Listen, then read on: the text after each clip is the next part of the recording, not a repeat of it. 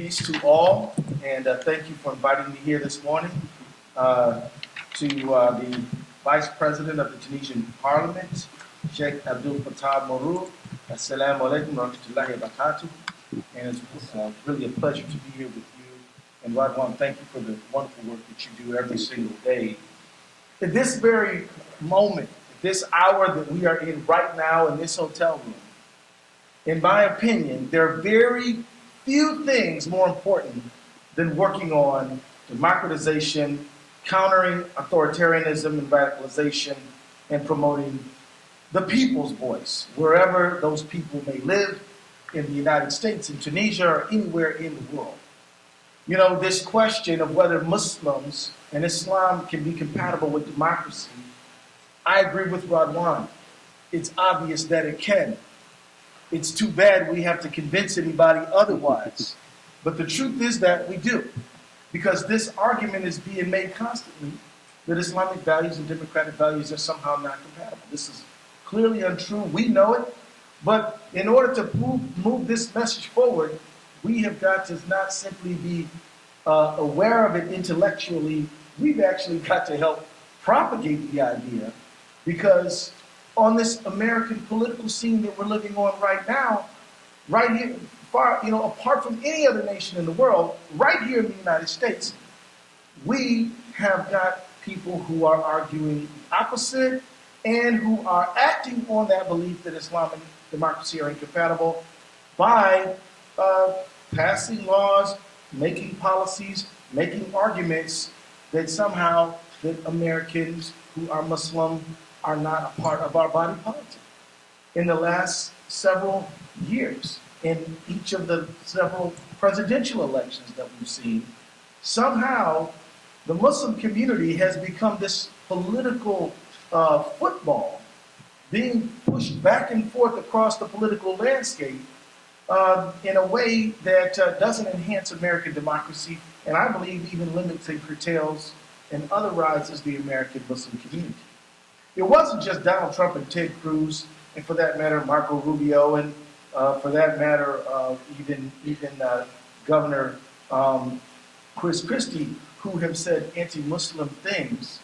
In the last election, Herman Cain did the same thing, and so did Newt Gingrich. We've seen these anti-Sharia law state proposals, which have been found to be unconstitutional. Thank goodness for that. But this issue of whether or not America is compatible and whether America needs to pass laws to somehow suppress Muslim thought or ideas has been on the political landscape for quite a long time. So you gathering here today is critically important. It's important for the United States democracy. It's important for democracy around the world. And before I go into my comments, I just want to make this point, that there is what I believe is a law of political science. You know how there's like the law of physics, Isaac Newton and the apple and all that kind of stuff, gravity? There's a law of political science, and the law of political science goes like this.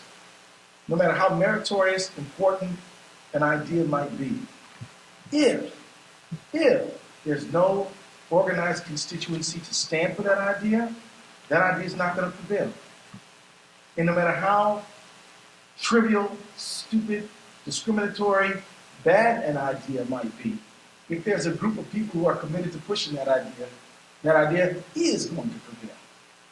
And so the real question is, can we organize ourselves, unify our message, coordinate allies to drive this idea that there is no incompatibility with Islam and democracy, that the United States is as much the home of the Muslim world as the Muslim world often is for people who are of other minority religions, that we will always stand for religious tolerance, that as Muslims in the Quran we are told that there is no compulsion in religion, truth stands free from falsehood. And we are told, to my religion, I will follow, to you your religion. And we are told in many points along the way, through the Quran, through Hadith, through the Sunnah, through the Sirah, that there's no problem with Muslims living side by side with other peoples of the world. There are numerous examples of it, and we should make sure that this is not widely known. Because not only does the people of other faiths need to learn this lesson, Muslims need to learn this lesson as well. We see just the other day in the Dabiq magazine, the people of Daesh publishing a list of Muslims who live in the West and saying that they're somehow apostates because we live and operate in the United States and other Western countries.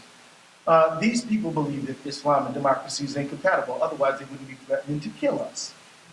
You understand? They clearly believe it. So, and we also, sadly and ironically, have some fellow Americans who agree with them, which is somewhat, I think, odd. So let's just continue to stand up for this idea that democratization, countering authoritarianism, and radicalization, and democracy are key ideas that we need to continue to stand up for. Let me remind you of a great quote that a great president one time made. President John F. Kennedy one time said, "Where peaceful change is made impossible, violent change is often inevitable." That's John F. Kennedy that said that. Recognizing that authoritarianism does tend to push people toward extremism. And therefore, it's important for us to maintain and adhere to principles of openness, inclusion, that even if you disagree with somebody, as long as they are peaceful, they should be allowed to say what they have to say, that we're not harmed or damaged by debate, that discussion and disagreement and debate often can lead to a better product. The clash of ideas is the sound of freedom. It's okay if we don't see it the same way, if we disagree, but we have an open mind, both of us may actually learn something. And it's all right. And let me tell you, Tunisia, and I want to talk about Tunisia this morning with you, is proving what I'm saying is true. You know, Tunisia's Jasmine Revolution was the first light of the Arab Spring.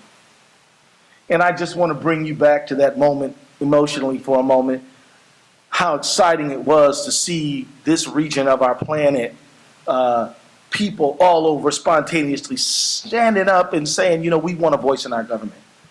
I was personally excited to see it. I have very many friends, neighbors, people who I attend the mosque with, and people who I just know who were just kind of giddy at that moment when they started seeing the unflowering. You remember this, Radwan? It was a great moment. It started out, sadly, when a young man named Mohammed Bouazizi was confronted with the most despicable humiliation that anyone would have to face, and was just so overwhelmed by what happened to him that he emoliated himself. But somehow the people in Tunisia didn't condemn him, they condemned the circumstances that led him to that. Is that right? And they connected emotionally to where he was, and people went out into the street. People confronted the government, the regime, and confronted that authoritarian regime. And in by tragically lighting a match to himself, he actually lit a flame of democracy throughout the region. And he started this movement, and the light sort of was beaming, and we saw it spread throughout the region, and then we saw the counter-revolution, didn't we? And everywhere we saw people who had entrenched authority and used the military and the economic system and the police system to maintain their authority, reasserted that authority, and slowly we began to see the retrenchment, except not in Tunisia. Which is why I think all of us, no matter where we may come from, need to support the Jasmine Revolution. Because the Jasmine Revolution is supporting itself. You know, we in the United States debate whether a person who uses Islam as a political reference point for their own ideas, you might call them an Islamist, can work cooperatively with somebody who has a more secular reference point. Well, you don't have to wonder whether it can be done. It's happening in Tunisia. Tunisia is a light, in my opinion. It is an example of what can happen. It has not been an easy ride.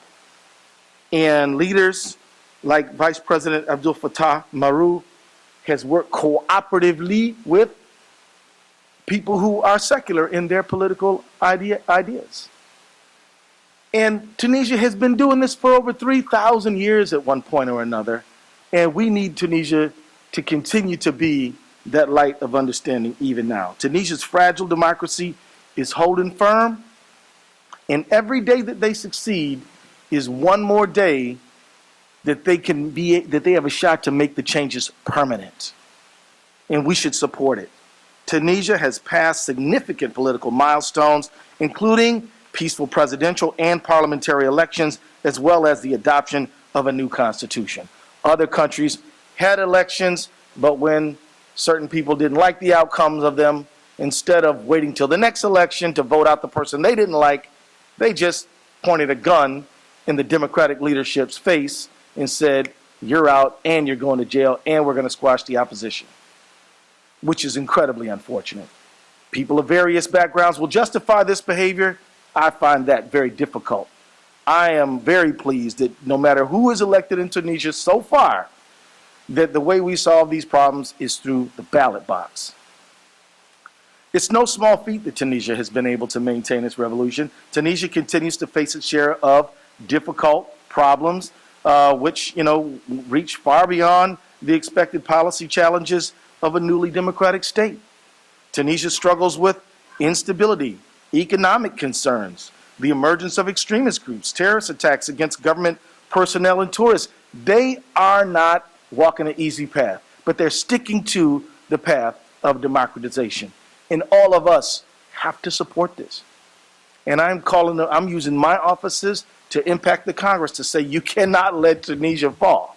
It has to stay on the democratic path. Yeah. Like much of the Arab world, Tunisia is dealing with soaring unemployment rates. And this is a real threat. And remember, when Mohamed Bouazizi took that fateful, tragic action that he took, it was because his fruit cart was destroyed and disrupted by an officer. It was an economic challenge that he was facing. It also involved dignity and political rights and having a voice. But part of that was an economic challenge that he was facing. We've got to be very mindful and very serious about the need to make sure that this soaring youth boom that Tunisia and many Arab countries are facing is not met with unemployment. There's got to be a path toward economic viability. There's also got to be a path when an entrepreneur in a North African country comes up with a great idea, that they can benefit from that idea economically, and that the president's nephew is not going to say, I'm your new business partner, but don't worry, I'm not going to help you run the business, but I will be around to collect my portion of the profits. We've seen that before, right? So, much like the Arab world, Tunisia is dealing with soaring unemployment rates, particularly amongst youth, massive 32% in general and 40% in rural areas, according to the ILO. This sparked widespread protests earlier this year. Protests are not necessarily a bad thing. In fact, protests can be a way for people to express their feelings, to let people in the authority know how they feel, and at the same time lead to a peaceful outcome rather than instability in society. One healthy sign of a good democracy is that people can protest. And you show me a society where people can't protest, and I'll show you an undemocratic society. This sparked widespread protests early this year, as I mentioned, leading to a national-wide curfew. While protests have ebbed, the scale of the challenge remains. The United States needs to step up and do something about it to help. The U.S. has committed to working with Tunisia to continue support its democratic transition, but the help needs to be faster and, in my opinion, greater. Congress more than doubled bilateral aid to Tunisia for 2016, directing appropriations of at least $141.9 million, but I can tell you that we can do better. This number that we've increased the aid to comes from $61 million for bilateral aid in 2015. So somebody has recognized that we need to step up, but I think we need to be very agile in our aid to make sure that the economic challenges don't undermine the political progress. I believe that this increase is welcome and it's overdue. And I commit to continuing to see that Congress, at a minimum, sustains the aid by filling the president's request at $140 million for 2017. I believe it should be more. It's important that Tunisia continues on its path to become a sustainable model for democracy in the region. And I believe that if the Tunisian experiment lasts and sustains, it will be a great light for every other country in the region. I don't believe democracy, the flame of democracy, has been snuffed out in Egypt. I believe it's been suppressed, but it's not out. People, the yearning to have a voice in your government is still burning in the hearts of the people. And Tunisia's success can inspire. So let me just wrap up by saying the antidote to authoritarianism is democracy. This is something we here in this room don't need to be told. It is something that we need to spread and share and tell other people about. We need to be advocates for the best example of Muslim democracy in the Middle East, which is Tunisia. We need to be bold, we need to be vocal, and we need to hold hands with our friends. And we don't need to be insisting on perfection, as we ourselves are nowhere close to being perfect in the United States. But we want to encourage people to continue to observe human rights, the rule of law, making sure every voice is counted in that society, and making sure that economic deprivation does not undermine the political progress that has been made in Tunisia. I want to wrap up my comments by saying this. Tunisia is our best shot. We better stand there so that we can possibly inspire other nations to continue their drive. And we here in the United States should take inspiration from Tunisia. We need to learn a lesson from Tunisia. Why do I say this? Because just because we're a 200-year-old democracy, we know that we used to be a slave-holding nation. We used to have certain people as second-class citizens, and we still have discrimination against racial and religious minorities, even to this very moment. We're in no position to cast judgment on anyone else. Sometimes an older institution can be reinvigorated by the excitement of a brand new democratic project. And we need to take that kind of inspiration from what Tunisia is doing and stand next to them. So thank you all very much for inviting me. I wish I could stay and listen to more of the discussion, but they've triple and quadruple booked me. And so I got to go back to the Hill. But thank you, and please count on me for your help.